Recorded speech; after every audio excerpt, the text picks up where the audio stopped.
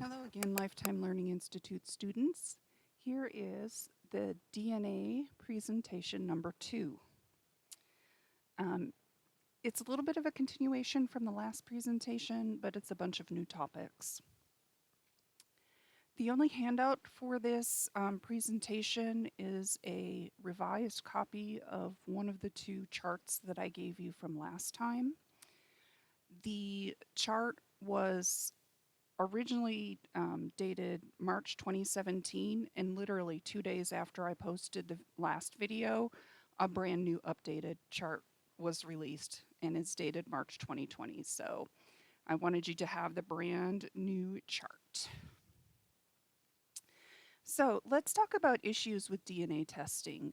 I showed you last time how to use or how to go through your DNA the first time you get it. And just to let you know, you will be going through your DNA multiple times. You're not just going to look at it once, unless it's a really close relative you know something about. You may be looking at DNA matches over and over again as you learn new things.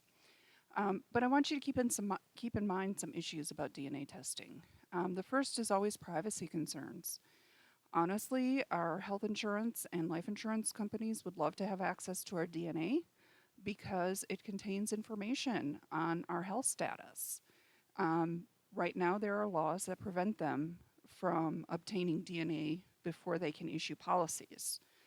And we just need to keep track of that. The laws may change, and if you start hearing anything about that law changing, you might want to let other people know so that we can prevent that.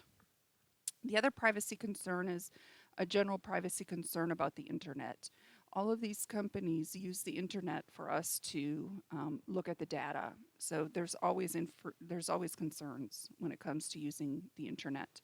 Our DNA is as personal and should be kept as secure as your social security number and your birth date, because it really does tell who we are. So all of these testing companies have really robust security in place, but as far as hackers go, when there's a reason to get that information, they will try to get it. So just kind of keep on top of that as well. The other privacy concern is how is your DNA used at each of these companies? And the big one is law enforcement. There was a case back in 2018 with Golden State Killer, and it has to do with one of the third-party tools that we'll talk about in a little bit later. Just know right now that all of the DNA companies either don't participate in anything, or they ask you, do you want to participate in this? The default is no. The only way you participate in anything with your DNA is you give the company permission to use your DNA. For example, 23andMe has the research component where you can agree to share your DNA without your name attached to it for research. But you have to click that box to say, yes, it's okay to do that. By default, all of the companies know that your answer is no as far as sharing your DNA with anyone. The last biggest one is that DNA does not lie. If you find a match, for example, a first cousin, and you have no idea who that is, something's going on. Either there was a child born out of wedlock, or there was an affair, or there may have been a falling out in your family and literally one part of the family no longer speaks with the other part of the family. So DNA does not lie. If it says you have a match, you are matched somewhere, somehow. And it's been my personal experience and in talking with other people that have found things they weren't supposed to find, that when you try to talk to your relatives, especially the oldest generation of relatives you have, they will deny it or they will be incredibly angry with you.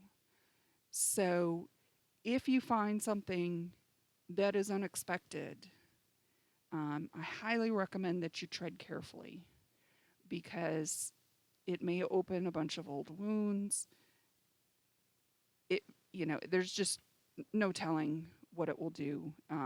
It can be really tough on people to be sort of confronted about that when you're asking. So DNA does not lie. Just remember that. So if you do your DNA, um, you may find things that you didn't know were there. And a couple of testing reminders. We talked about these last time, but I just want to remind you again. Your DNA is compared to other people who have tested. So if you are hoping to resolve a problem, a relationship problem between two people, or resolve a brick wall, um, it could be the people you need to test have not tested. And you may be asking people in your family to test, or you may be asking second and third cousins that you really don't know to do a DNA test to help you prove some relationships that you're having trouble proving or to solve some of your brick walls. And remember, be cautious about the user submitted trees by the testers. Most of these companies, you can submit a family tree. And like I said last time, some of these are very accurate and some of them are not. It just depends on the experience of the person doing the researcher. And a good indication of how accurate the information is to look for the sources or to look for the citations for all of the dates involved and the names involved. And again, we talked about that last time, but I just wanted to remind you to be cautious. And if there are no sources, you're going to have to independently verify all of the information before you know that that tree that was submitted is accurate. So today we're going to talk about Y chromosome DNA and mitochondrial DNA. And this might look familiar to you. This is the learn.genetics website that I asked you to watch the 4 types of DNA and the autosomal DNA videos before the presentation last time. I'm not going to ask you to pause this talk to watch those 2 videos. Just go ahead and go back and watch those when you're done with this talk, and you can watch the X chromosome one as well. X chromosome, Y chromosome, and mitochondrial DNA are different. They're DNA, but you handle them differently than autosomal DNA. And again, watch these videos as many times as you need to for them to make sense. So with Y DNA, there is something called surname groups. And currently the only place that you can find the surname groups is through Family Tree DNA's website, which is ftdna.com. So, and they're free. So if you have not tested with ftDNA, that's okay. You can still join these surname groups. You just have to go to ftDNA to access them. And I'm going to show you an example of a surname group from my husband's side of the family. This is the Taylor family. Most of this, I'm sorry. Let me pause just a second and take care of this tickle in my throat. Okay, I'm back. So many of the surname groups are private. That means unless you have shared your Y DNA with the surname group, you cannot see the information. I was very lucky with the Taylor surname group because it is a public group. You do not have to share your Y DNA information with them to benefit from the group. And as you notice, my last name is Tipping. That is my married name. This is my husband's surname. And obviously, Taylor is not my husband's surname, so there's no way he would be able to contribute Y DNA to this surname group. The reason why I went to the surname group was I was absolutely stuck in chasing the paper trail, and I was trying to see if I could get back another generation or 2. So I came to this group, found out it was public, and went into the data, and that's what you see right here. So there's an introduction, and in the yellow color, there are some links that you can click to help define what some of these terms are on this page. And right here at the markers section, there's this little down arrow. There are 4 Y-DNA tests possible. The first Y-DNA test that started back in the year 2000 was the Y12 test. That means they only looked at these 12 specific places on the Y DNA. because this is where there is the most variation. So they could be able to cite or filter people out and sort people by what the values were at these 12 places. The the Y12 test is no longer available, and it's not helpful because as technology got better and prices have fallen, there are now the Y33, Y67, and Y111 tests, meaning they now look at 33, 67, and 111 distinct places on the Y DNA. So when I originally opened this group up a few years ago, Taylor is not a super common name, but it's also not a super uncommon name. It's fairly common, but not like some of our other surnames. There were 500 kits that had been submitted to this group. And what I want you to know is out of the 500 kits, only 250 of them were actually able to put into groups.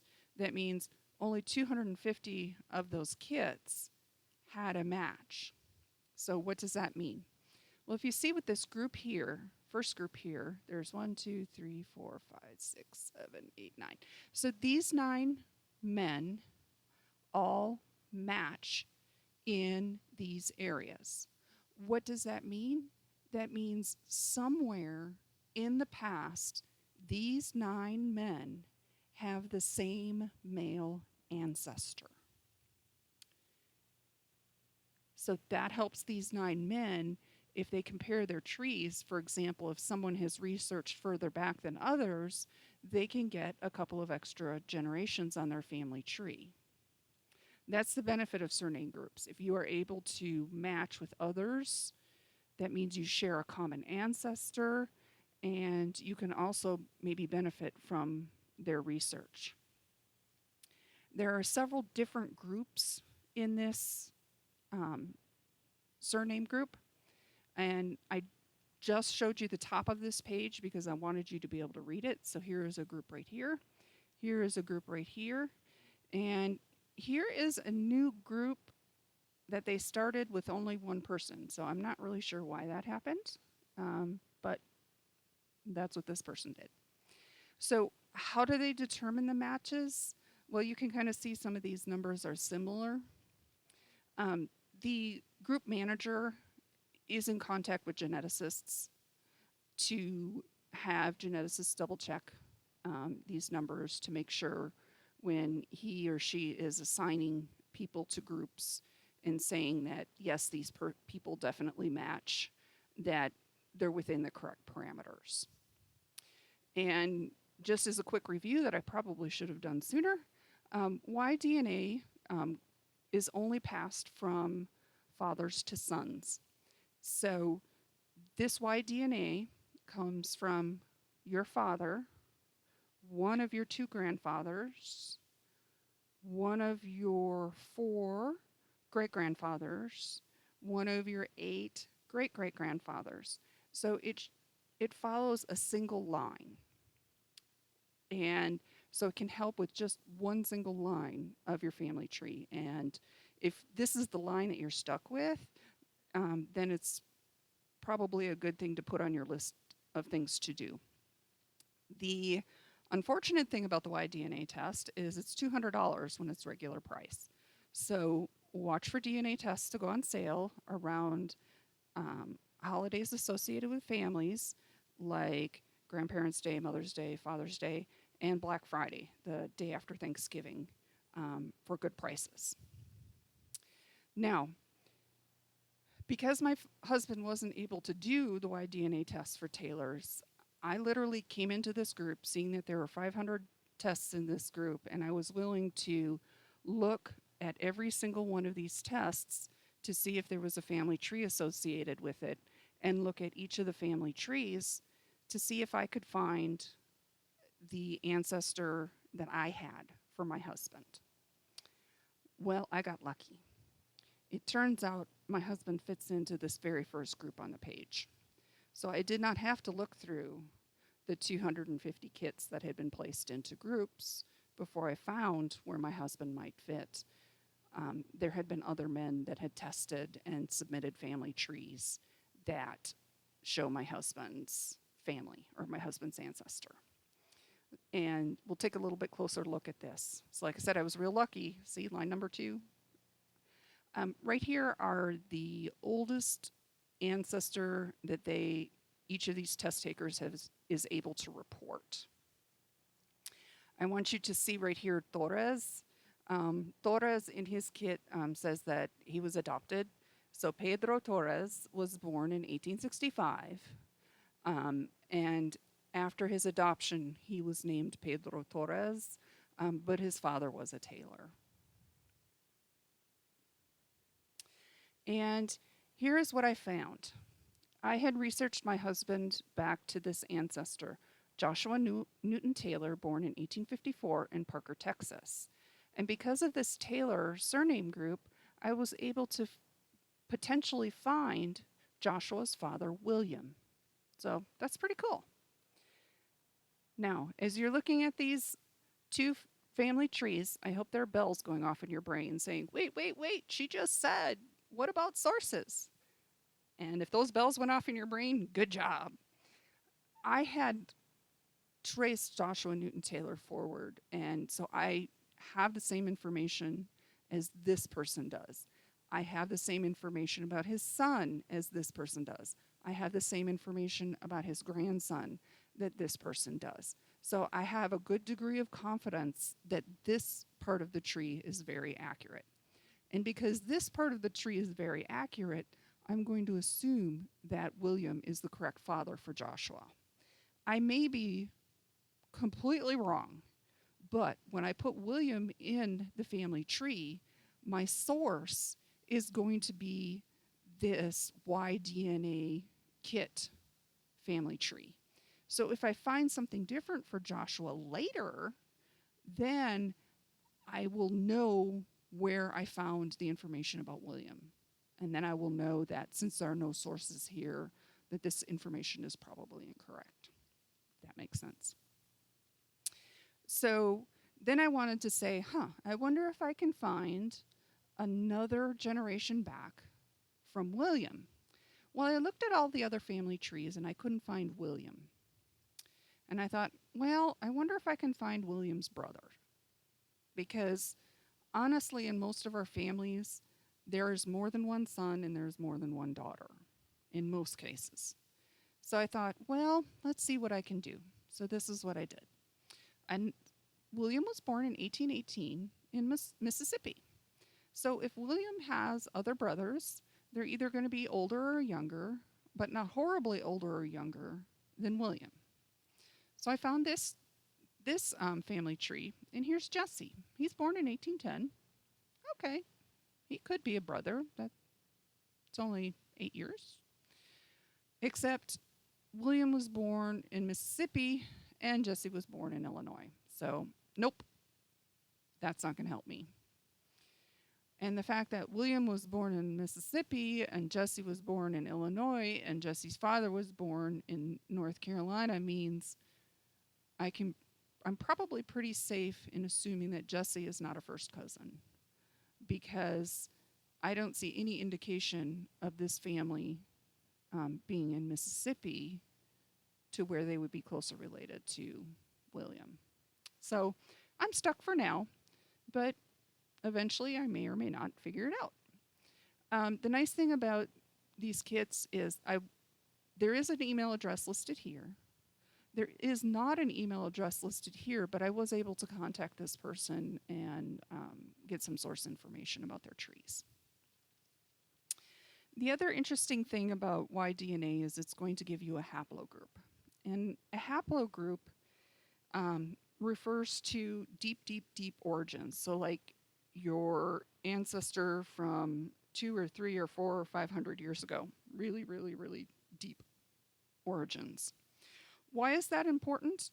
Because when you look back here, you see the haplogroup. You see how the E's are grouped together here, and E's are grouped together here, and A is grouped together here. The haplogroup is part of the determination on whether or not these kits are related. So if we look at my husband's haplogroup, it's E.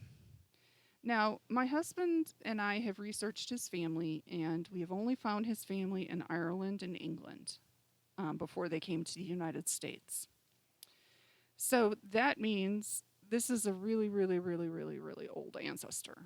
And his very, very, very ancient ancestor came from North Africa or just here above Greece into Europe and eventually made it to England. So that's what that means. The next DNA is mitochondrial DNA. And like the Y DNA, it follows only a single track backwards, except this time it's the ladies. So mitochondrial DNA is passed from mother to children, mother to children, mother to children. Now, because mitochondrial DNA is not in the nucleus of the cell, it's in an organelle of the cell, it looks very different. The report here, these are the places where there are differences in mitochondrial DNA, and you know it looks very different, and that's okay. Just like the Y DNA, it has a haplogroup, and just like the Y DNA, it has the oldest ancestor researched.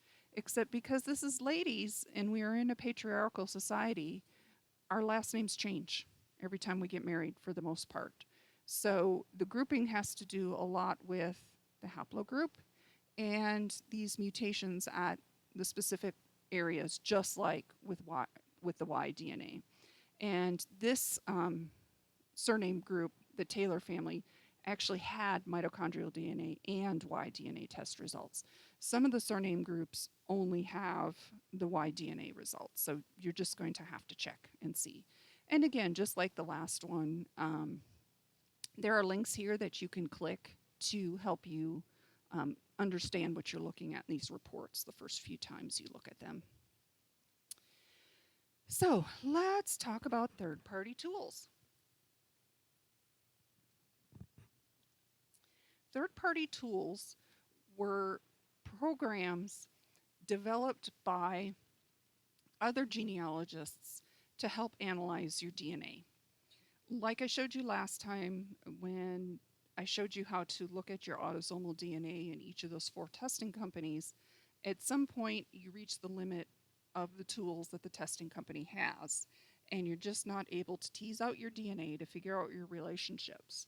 And so these really smart people who also were doing DNA and genealogy came up with computer programs to help them tease out these relationships. I'm only going to talk about GEDmatch and DNA Painter. They're kind of the older ones, and they're a little more straightforward. They're also both free, but I promise there are many, many, many others, and you are very welcome to explore them. I'm just going to talk about these two to show you different ways that you can look at your data. So GEDmatch is the first one, and it's also the oldest one. It started in 2001, I believe. And you have to upload your DNA to this site. So you have your testing company test your DNA, and each of the testing companies has a way to download your raw data. And then you can upload it to GEDmatch. Now, when I was talking about law enforcement earlier use of DNA, I was talking about GEDmatch. The gentleman that started GEDmatch was a very firm believer in helping law enforcement get the really bad people off the streets. And when he first started GEDmatch in 2001, it was clearly stated in the terms of service that if you use GEDmatch, law enforcement had permission to use GEDmatch, and it was not an issue until 2018. That's when law enforcement used GEDmatch to solve the Golden State Killer case. This gentleman in the 70s and 80s murdered, raped, and robbed hundreds of women. And in one of the last crimes he committed, there was a small amount of DNA left at the scene. So in either late 2017 or early 2018, they uploaded this DNA to GEDmatch because they were allowed to by the terms of service. And they found a 4th cousin of the Golden State Killer. And this fourth cousin had a family tree on GEDmatch, so they were able to calculate which ancestor they had in common, and then they worked the tree forward. So they filled in all of the siblings, all of the children to the fourth cousin level. And then they literally ruled out all of the fourth cousins. The way they ruled them out was, were they living in this part of California at this time? And they narrowed it down to a set of brothers. One was the Golden State Killer, and one was his brother. When they looked at where his brother lived and worked in the 70s and 80s, they were able to say it is definitely not him. And then they came to the man that they gave the Golden State Killer moniker to. He was in the right places at the right times. He lived and worked in the communities at the times that these crimes occurred. So they arrested him. So that's just a little background on how that helped. The site helped that. What you need to know is in 2018, that caused a big problem. When DNA testing became really inexpensive and the commercials started about learning your ethnicity and people wanted to find matches, they did not read the terms of service. They were just told, if you want to find matches, you need to have your DNA in as many places as you can. So when the Golden State Killer was caught in early 2018 and it came out that GEDmatch was used, people were really angry because they didn't realize that their DNA was potentially being used to solve crimes. So the first thing the owner of the company did was he made it so you were automatically opt in to law enforcement use of your DNA, and you had to go click a checkbox in order to opt out. Well, as you can imagine, that did not go over really well. So he changed it again so that now if you upload your DNA to GEDmatch, you are automatically opted out of law enforcement participation. You must go click a box if you want to participate. The last time I heard a statistic about GEDmatch, only 10% of the people who had kits at GEDmatch have opted in for law enforcement. So it's no longer a good tool, and for the most part, it's no longer worth their time to try to use GEDmatch to solve crimes. The other thing you need to know is the other companies like Ancestry and 23andMe, they vigorously fight any subpoena to get to DNA. And so far, I don't think any of them have lost the court cases. I think they have not been allowed, or they have blocked the subpoenas for law enforcement to get into the DNA. So that's where we stand right now with law enforcement in your DNA at all these testing companies. So let's look at GEDmatch because it is a good resource, and I'll show you how. So up here, like I said, that gentleman sold the company because he's in his 80s. So I guess it's time to retire by the time you reach your 80s. So he decided to go ahead and sell this company to Verigen. The nice thing about GEDmatch is there are a lot of videos. So if you have a question about any component or any part of this website, all you have to do is look for the videos. So here's here's the top of the information. Here's my kit, the top part of the login. Here are the free tools from GEDmatch, and here are the Tier 1 tools for GEDmatch.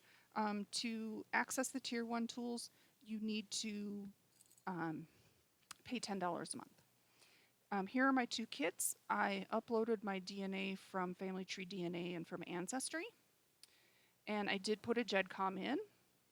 You don't have to, you can. And I have opted in for police. If I had opted out for police, I don't remember if there's a black slash or a red X over police.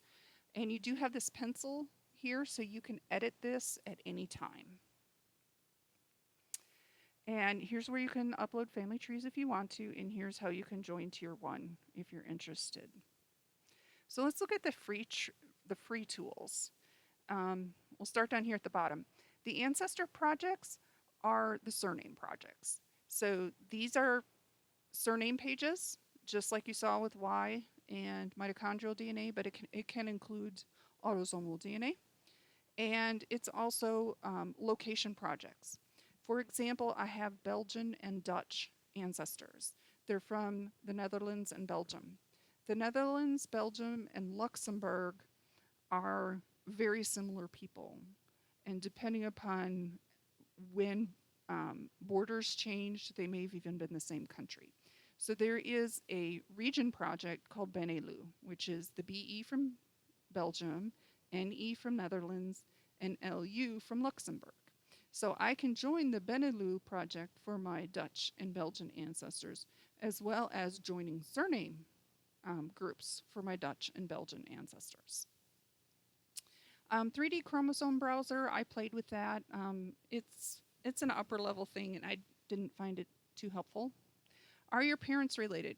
If you have the problem with a lot of first cousins marrying each other, this one will be quite helpful to you. If the DNA file did not upload correctly, you can use this. Admixture, I'm not interested in that, so I just don't play with it. These are the charts right here that I use a lot. So we have one-to-many beta, one-to-many DNA, one-to-one chromosomal, and one-to-one X. And we'll look at this one-to-one autosomal and X in a little bit. But let's look at one-to-many beta first. So basically, it's just, I think the beta is just 2 years old, where this DNA comparison, one-to-many DNA comparison result has been around since for a long time. So the one-to-many beta, you have to type in your kit number here, and GEDmatch will assign you a unique kit number. The nice thing about the one-to-many beta is you can change these numbers. And remember our magic 10 centimorgan and 40 centimorgan lengths? This is where the 10 centimorgan length comes into play. This is the longest segment. Its default is set at 7. If you want to change it, just click the arrow, and then you click search. And for this one, I'm just doing autosomal. I could do,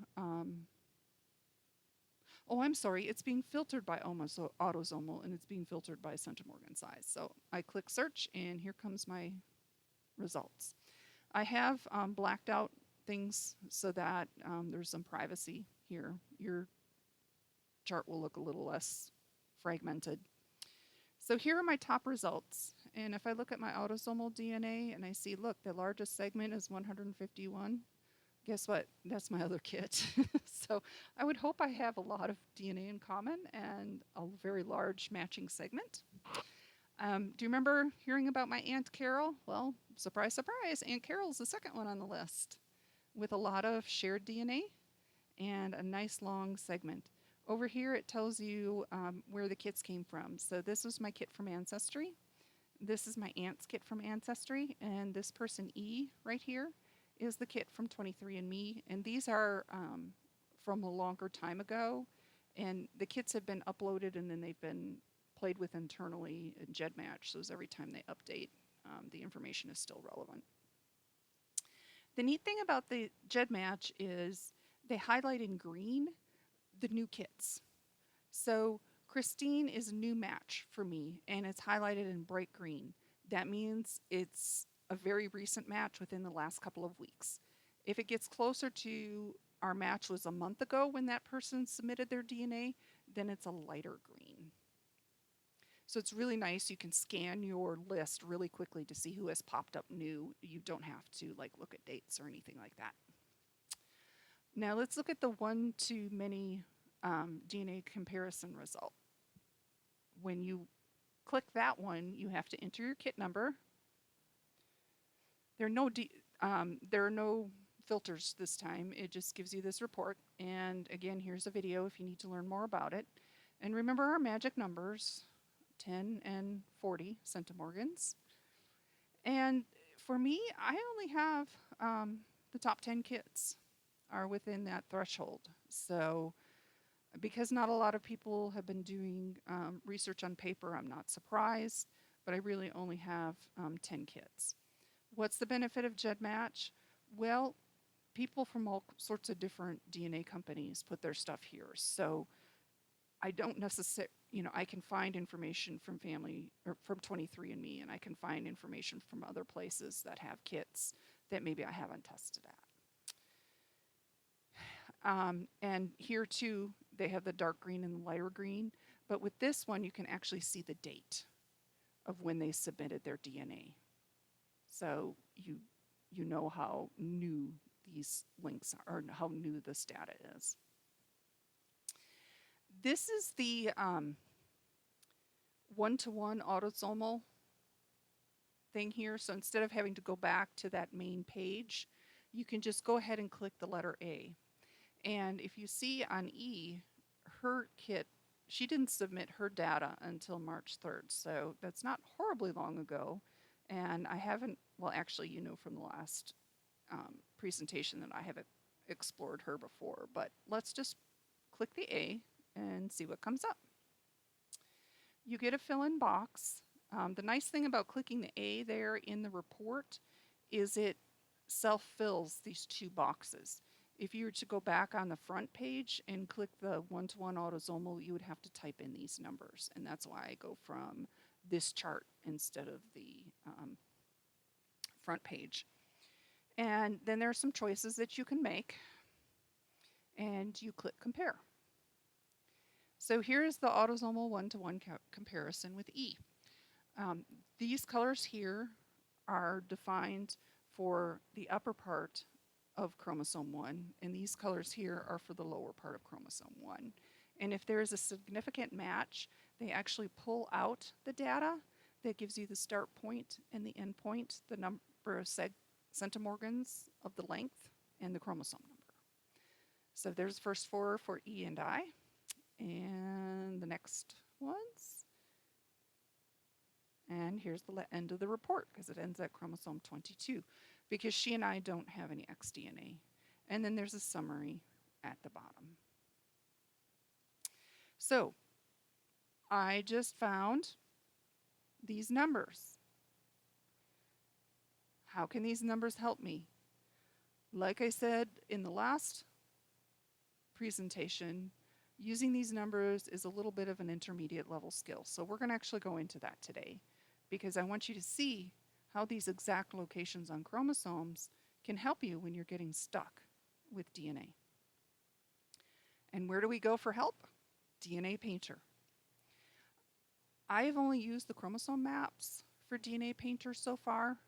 The ancestral trees and these other tools can do a lot of fun, neat things, but I'm not going to go through them today. I'm trying to keep this at a basic level so I don't lose too many people. And part of the reason why I haven't deleted DNA Painter is because they have this WATU tool. WATU is what are the odds. With the WATU tool and your DNA and your family tree, you can literally construct hypothetical family trees so that you can narrow in on which exact line, for example, a third or a fourth cousin came from. And they're hypothetical, so they might be wrong, but it's a really cool tool. I just haven't had the need to use it yet, but I wanted to keep my data here, so if I ever did want to use it, I've got some information there. So I'm going to click on my chromosome map. And if you don't have a chromosome map, I believe there was something here. It might be create a new profile after you log in so that you can create a chromosome map. And so you can create several chromosome maps, but I just need to click me, so I click on me. And this is what opens up. Actually, this is not what opens up. I shrunk my internet browser to, I believe, 50% so that you could see all 23 chromosomes for me. And you can see where I have them, quote unquote, painted. And here is my key. But this is not readable, so let's look at it in a little more detail. So this is what it looks like. Here's the top 9 chromosomes. Here is my color key, so I know what these mean. And remember, we just learned about E, who she was. Just got her numbers. So I literally can leave 2 windows open and have GEDmatch open and DNA Painter open. And let's paint the information from E on my DNA painter on my chromosomes. So I'm going to click Paint a New Match, and this is the box that opens up. And I set this value down here. So you can upload your segment data. And how did I do that? I literally copy and pasted from each of those charts the data for these 3 segments. And then I click Save Match Now. You don't have to put her name in here. I just did. You just need the chromosome, segment start, segment stop, segment length, and here is the SNPs, which I haven't talked about because that's an advanced level thing. So Save Match Now. So it tells me, do I know who this is or do I not know who this is? I've decided to only paint where I know the connection. So I know who this is. I typed her name in. If it hadn't been pre-filled, it would pre-fill. And then, let me see in the next one. Yeah. Then I get these choices. You can enter the ancestor's name or link to ancestor segments I've added before. Well, we know from last time that I know G is for my Schultz, so I don't need to start a new group with a new color. I just want to do Schultz. So I click that there, and I get my drop-down menu, and I click Schultz, and then I click Save Match. And here she is. Here's Ava on 4, and here's Ava on 6. Oops, I wasn't supposed to say Ava. Her name is Ava, sorry, or E. And if I want to look at 4 by itself, no, I'm sorry. I can hover over these painted areas and see who they are. Oh, I forgot to tell you, by default, for chromosome, each of the chromosomes, the top chromosome is the paternal or the father's chromosome, the chromosome you receive from your father, and the bottom chromosome is the maternal or the mother's chromosome, the chromosome you receive from your mother. So I can hover over this, and this will open up, and it will tell me where it fits, how long it is, and the start and stop points. Or I can click the chromosome number, and this opens up. And on chromosome 4, I have DNA on my father's side and on my mother's side. So here's my Aunt Carol, and here is my cousin, Ava. Oh, so before I start showing you that, why is this important? How can this help you? When you know the start and stop points on a particular chromosome, in this case chromosome number 4, let's say I have someone, it's not a 24 centimorgan chunk, it's just, let's say, a 14 centimorgan chunk. Still above our 10 centimorgans, it's a decent amount of DNA, but probably not as closely related to me as Ava. And that 14 centimorgan chunk happens to fall in between 57 million and 84 million. That means I know that if that person matches me on my mother's side, it comes from the Schultz family. I'm not sure who it would match me if it's on my father's side because I haven't identified that from testing yet. But if it happens to be someone on the maternal side, it would be this family here. Okay, that's how it can help. And if I have traced my Schultz family forward to get to the 3rd and 4th cousins, I may see that person's name already in my tree. But let me give you another example. I know I've lost a few of you there here, so let me give you another example of how looking at these specific places where you match can help you with matches where you don't know where they fit. So, like I told you in the last talk, I didn't analyze my data first. I got all excited and I started emailing people. And one of the persons emailed me back, and it turns out he does not know who his biological father is, and his mother does not remember who the biological father is. So he's looking for his biological father, and that's this one right here that says adopted. And he and I share a decent segment of DNA. That's 40 centimorgans on the fifth chromosome. And this is the only place where we share DNA. So I went through GEDmatch and opened a whole bunch of those reports by clicking the A, looking for people who matched on the fifth chromosome and maybe overlapped in this area. And I came up with these 3 other people.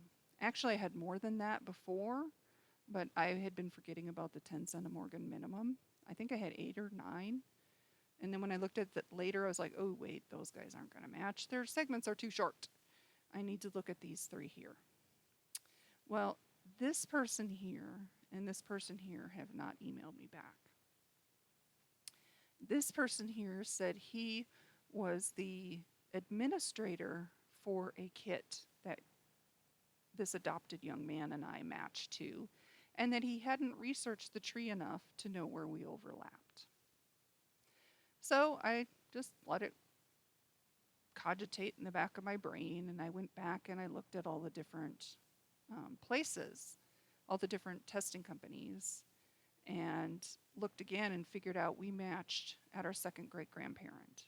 So my second great grandparent and I believe his second great grandparent are the same man. So it's the same man and woman that came through, that his father is descended from. And he was very happy. I offered to help him figure this out, find his father, all this other thing. And so when I figured this out, who our second great grandparent in common was, I emailed him, and I haven't heard from him since. So if I wanted to, I could do a very thorough job of tracing forward from this second great grandparent that I know we have in common. I haven't done that because, you know, the whole DNA doesn't lie thing. He hasn't contacted me back. So I'm not sure what he's feeling about the fact that he's done his DNA. His DNA has been around somewhere and someone finally identified a match. So if he contacts me again, I will help trace forward. But at this point, you know, I'm just going to let this go and just know that this is where we're related, so that if he wants some help, you know, I'll give him some help. But that's how knowing the start point and the end point and the length of these specific chromosome segments can help solve a brick wall. Do you have any questions? Now, ideally, if I had been standing in front of you, I can watch your faces and I can see when people look confused, so I can go back and explain things in a different manner to help you understand. Or if I accidentally didn't explain something well enough, you're able to ask questions immediately so we can get it figured out. So if you have any questions like that, please let me know. DNA in genealogy is very fascinating. This might seem complicated, but I promise you it can get 100 times more in depth than it is right here, or what I presented to you in these last 2 presentations. So if this is really interesting and this is really fascinating for you, I highly recommend that you go back to that handout from the first presentation and join some of those, the blogs from some of the DNA people that I highlighted, like C.C. Moore, Blaine Bettinger. There's a dozen people that started and have set guidelines for best practices in researching genealogy and DNA. I believe the list is 20 people. And ISOG go there for help too. Also, take advantage of the Williamson County Genealogical Society DNA Special Interest Group and the Austin Genealogical Society DNA Special Interest Groups. Right now, because of the coronavirus, they are not meeting, but they meet once a month and they meet on different days of the month. So you can go to a DNA Special Interest Group or a DNA SIG twice a month to get help with DNA, or just to go and listen and learn more about how this process works. So, if you have any questions, um, please let me know. My email address is at the bottom of that first handout. And I hope I get to see you again in person next time. Thank you.